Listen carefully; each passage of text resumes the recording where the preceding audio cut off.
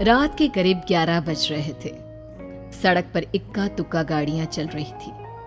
अपनी night shift खत्म करके शीला और निकिता बस स्टॉप पर खड़ी थी। आज तो हमें बहुत देर हो गई। पता नहीं घर जाने के लिए हमें कोई साधन मिलेगा भी या नहीं। अगर कोई साधन नहीं मिला तो कहीं रात इसी बस स्टॉप पर ना बितानी पड़े। अपनी काली जुबान बंद कर, जब देखो तब उल्टी बातें ही करती है। अरे कुछ देर रुक जाना, कुछ ना कुछ मिल ही जाएगा। लेकिन काफी देर तक इंतजार करने के बाद भी उन्हें कोई बस नहीं मिलती। धीरे धीरे समय के साथ साथ सड़क पर चलने वाली गाड़ियों का दिखना भी बंद हो जाता है। अरे ये देख, अब तो सड़क पर एक भी गाड़ी नहीं दिख रही। दूर दूर तक गाड़ी और किसी इंसान का नामो निशान नहीं है। एक काम करते हैं, वापस अपने ऑफिस चलते हैं। हम दोनों आज रात वहीं गुजार लेंगे। देख, तुझे अच्छी तरह पता है 10 बजे के बाद चौकीदार ऑफिस के मेन गेट पर ताला लगाकर अपने घर चला जाता है। ऑफिस जाने का कोई फायदा नहीं है। इस सुनसान सड़क को देख मुझे बहुत घबराहट हो रही है। एक काम करना, उसी चौकीदार के घर चलते हैं। वो भी तो परिवार वाला है। हम बेफिक्र होकर आज रात उसके घर पर रुक सकते हैं। अरे पागल, चौकीदार 10 बाई 10 की खोली में रहता है। उसके 4 बच्चे हैं। भला वो हमें अपने घर में कौन सी जगह देगा। अब तू ना ये बेकार की बातें बंद कर और चुपचाप खड़ी रह। शायद कोई लिफ्ट ही मिल जाए। फिर काफी देर इंतजार करने के बाद आखिरकार एक नीले रंग की बस उनके सामने आकर रुकती है। बस का दरवाजा खोल कंडक्टर उन दोनों से कहता है, कहिए कहाँ जाना है आप दोनों को? देखिए मेरी पूरी बस खाली पड़ी है। मैं आप दोनों को आपके ठिकाने पर छोड़ दूंगा। इतना कहकर कंडक्टर मुंह में भरे पान की पिचकारी सड़क पर दे मारता है। निकिता, लोगों का कहना है कि कुछ महीने पहले इसी तरह अंधेरी रात में एक नीली बस के अंदर कुछ बदमाशों ने एक जवान लड़की की हत्या कर दी थी। इस बस का रंग भी नीला है। कहीं ये वही बस तो नहीं? कंडक्टर शीला की बात सुन लेता है और मुस्कुराते हुए कहता है,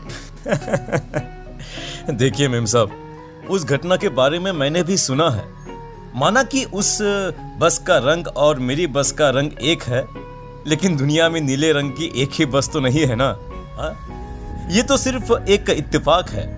देखिए हमारी बस में एक मेम साहब पहले से ही बैठी हैं, चाहे तो आप देख लीजिए। निकिता गर्दन उठाकर देखती है तो बस के पीछे वाले हिस्से में एक लड़की कंबल ओढ़े बैठी हुई थी। सही तो बोल रहे हैं भैया, बस में पहले से एक लड़की बैठी है। चलो हम भी बैठ जाते हैं, वैसे भी बहुत देर हो गई है। अरे ठहर जाना निकिता, मुझे डर लग रहा है। अरे तुझे इतना ही डर लग रहा है तो तू यहीं खड़ी रहे, मैं तो चली। अरे तू मुझे छोड़कर कहाँ जा रही है? मैं भी चलती हूँ। दोनों बस में जाकर बैठ जाती हैं। देखते ही देखते ड्राइवर बस को तेज रफ्तार में चलाना शुरू कर देता है। तभी शीला की नजर पीछे वाली सीट पर अकेली बैठी लड़की पर पड़ती है। उस लड़की की लाल आंखें और उसका आधा जला हुआ चेहरा देखकर शीला घबरा जाती है।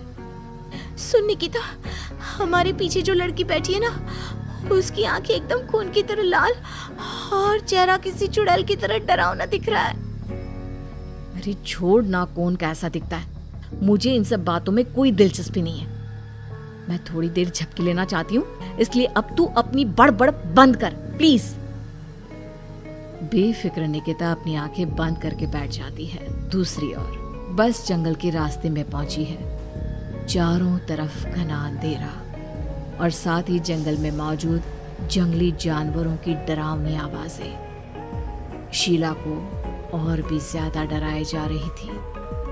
थोड़ी ही देर में बस एक बरगद के पेड़ के पास से गुजरती है। तभी अचानक बरगद की डाल पर बैठी एक बिल्ली कूदकर खिड़की के रास्ते शीला की गोद में आ गिरती है। मर गई रे, बचाओ मुझे, कोई बचाओ। शीला के चिल्लाने की वजह से निकिता की आंख खुल जाती है और वो भी घबराकर इधर उधर देखने लगती है। तभी पीछे वाली सीट पर बैठी लड़की उठकर शीला के पास आती है और बिना कुछ कहे उस बिल्ली को शीला की गोद से उठा उसे सहलाते हुए अपनी गोद में लेकर वापस अपनी सीट पर जाकर बैठ जाती है। अरे शीला, तू तो बहुत ही डरपोक है, जरा जरा सी बात पर उछल पड़ती है। मैं कल से अकेले ही सफर करूंगी। अरे मैं क्या करूं? वो बिल्ली अचानक मेरी गोद में आ गिरी। अपनी बकवास बंद कर और मुझे चैन से सोने दे। इस तरह शीला को डांटकर निकिता फिर सो जाती है। पर तभी अचानक एक झटके से ब्रेक लगाकर ड्राइवर बस को रोकता है। शीला खिड़की से बाहर झांक कर देखती है तो उसे सड़क के किनारे एक काला आदमी खड़ा दिखाई देता है। उसकी बड़ी बड़ी दाढ़ी और अजीब से कपड़े देखकर शीला को घबराहट होने लगी। क्या हुआ ड्राइवर भैया, आपने बस क्यों रोक दी? अरे वो देखो वहाँ, वो सड़क के किनारे एक आदमी खड़ा है, उसी के लिए मैंने बस रुकवाई है। शीला निकिता को धक्का देकर नींद से जगाती है। अरे अब क्या हुआ? वो देख, सड़क किनारे कितना डरावना आदमी है। उसका अजीबोगरीब हुलिया देखकर लगता है जैसे कोई शैतान खड़ा हो। अब शीला की तरह निकिता भी उस आदमी को देखकर थोड़ा डरने लगती है। कंडक्टर, क्या तुम उस आदमी को बस में चढ़ाने वाले हो? उसे देखकर हमें डर लग रहा है, उसे बस में मत चढ़ाओ। अरे डरने की कोई बात नहीं है मेम साहब, ये आदमी जंगल के पीछे वाले गांव में रहता है। ये रोज इसी वक्त मेरी बस में बैठकर पड़ोस वाले गांव में जाता है। और वैसे भी ये बेचारा गूंगा है। अगर आप लोगों को डर लगता है तो मैं इसे ड्राइवर के बगल में बिठा देता हूँ। ओह अच्छा, ठीक है। फिर कंडक्टर का इशारा पाते ही वो आदमी बस में सवार हो जाता है। ड्राइवर दोबारा एक्सीलेटर पर जोर देकर बस को आगे बढ़ाता है। थोड़ी ही देर में बस एक घाटी पर चढ़ती है।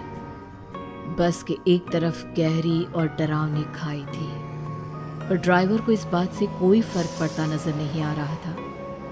वो लगातार बस की रफ्तार बढ़ाकर बस चलता जा रहा था।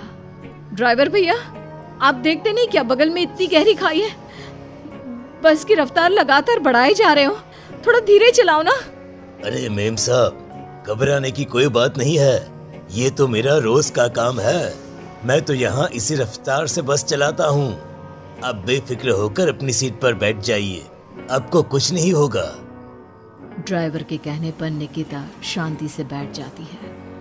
कुछ दूर चलने पर अचानक ड्राइवर बस को सड़क के किनारे रोक देता है। शीला एक बार फिर खिड़की के बाहर झांक कर देखती है, लेकिन इस बार उसे कहीं कोई दिखाई नहीं देता। अरे अब क्या हुआ? तुमने बस क्यों रोक दी? यहाँ तो दूर दूर तक कोई भी नहीं दिखाई दे रहा। ड्राइवर उसकी बात का कोई जवाब नहीं देता, पर कंडक्टर बोल पड़ता है। ये हमारी फेवरेट जगह है, हम अपने सारे अच्छे काम यहीं पर करते हैं। अब हमारा प्रोग्राम खत्म होने के बाद ही बस यहाँ से आगे बढ़ेगी। इतना कहते ही कंडक्टर सीट के नीचे रखी एक शराब की बोतल निकालता है। अरे ये सब क्या है? तुम्हारे बस में सवारी बैठी है, उन्हें घर पहुंचाने की जगह तुम यहाँ सड़क के बीच में बस रोककर शराब पियोगे? बस में लड़कियों के बैठे हुए भी तुम्हें ये सब करते हुए शर्म नहीं आती? कंडक्टर कोई जवाब नहीं देता और मुस्कुराते हुए शराब पीने लगता है। तभी ड्राइवर और दूसरा आदमी भी कंडक्टर के साथ मिलकर शराब पीने लगते हैं। निकिता, मुझे इन तीनों के इरादे कुछ ठीक नहीं लगते। हमने इस बस में बैठकर बहुत बड़ी भूल कर दी। तू घबरा मत, मैं हमेशा अपने पर्स में छोटा सा चाकू रखती हूँ। उसके रहते ये तीनों हमारा कुछ नहीं बिगाड़ पाएंगे। देखो गज्जू भैया, हमारी बस में इस समय 3 जवान लड़कियां बैठी हैं। कहो कहो सबसे पहले किसका शिकार किया जाए? मैं तो कहता हूँ कि सबसे पहले वो जो पीछे अकेले जो बैठी है ना, उसे पकड़ कर लाओ।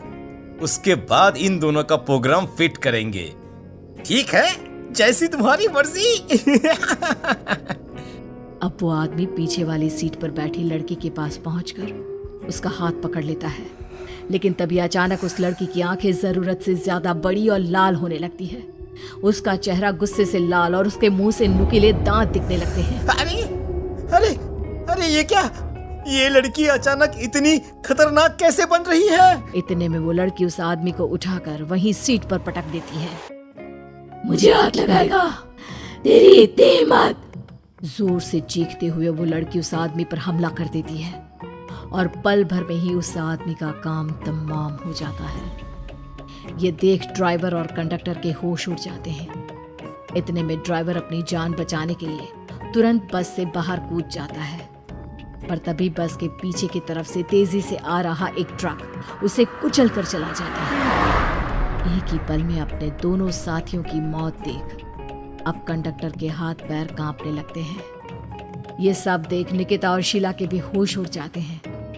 वो चुपचाप अपनी सीट पर ही छुप कर बैठी रहती हैं। अरे अरे अरे कौन हो तुम और तुम इतनी भयानक कैसे बन गई? अब वो लड़की गुस्से में गुर्राते हुए कंडक्टर का गला पकड़ लेती है। इतनी जल्दी मुझे भूल गए? कुछ महीनों पहले तुम तीनों ने बड़ी बेरहमी से मेरी हत्या की थी और फिर शहर छोड़कर भाग गए। कई दिनों से मैं तुम तीनों के इंतजार में भटक रही थी। आज जाकर मेरा बदला पूरा होगा। अब तू भी अपने साथियों की तरह जहन्नम पहुंच जाएगा। अब वो लड़की कंडक्टर को उठाकर बस के पास मौजूद खाई में फेंक देती है। कंडक्टर एक बड़े पत्थर से जा टकराता है और उसकी भी मृत्यु हो जाती है। दूसरी तरफ ये सारा नजारा देख शीला और निकिता बेहोश हो जाती है। अगली सुबह जब उन दोनों को होश आता है तो वो अपने आप को एक सरकारी अस्पताल में पाती है।